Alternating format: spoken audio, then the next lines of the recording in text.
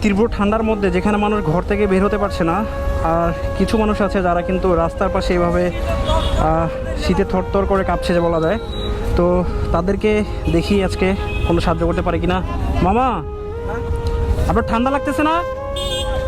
একটা ঠান্ডার মধ্যে কম্বল হলে কেমন হয়? একটা কম্বল প্রয়োজন আছে। তো আমরা মূলত এক ঝাঁক বাইকার আজকে বের হয়েছি এই ছোট্ট একটা মানবিক কাজে সহায়তা করার জন্য। যারা এরকম রাস্তার পাশে সবসময় বসবাস করে তাদেরকে ছোট্ট একটা হেল্প করার জন্য আমরা মূলত সেই কম্বল নিয়ে এসেছি। সবাই মিলে একসাথে এই কম্বলগুলো বিতরণ করব। আর সবাই মূলত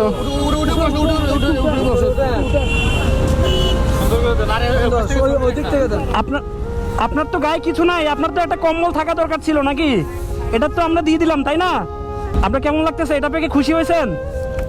আমাদের মতো যারা বাইকার্স আছি, আমার পরিবারের সদস্য আছে, এদের জন্য সবসময় দোয়া করবেন। Thank you.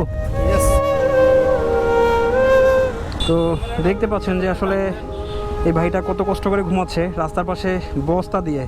তো মূলত আসলে আমাদের এই ধরনের মানুষকে যদি আমরা হেল্প করতে পারি নিজের থেকেই ভালো লাগবে। দেখি ওনাকে উঠানো যায় কিনা। ভাই আছেন?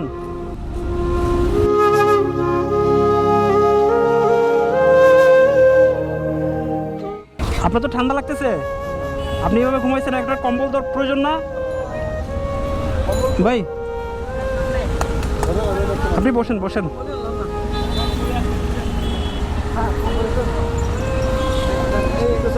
তো এদিক থেকে হচ্ছে নাজিম ভাই আছেন এখানে। হ্যাঁ,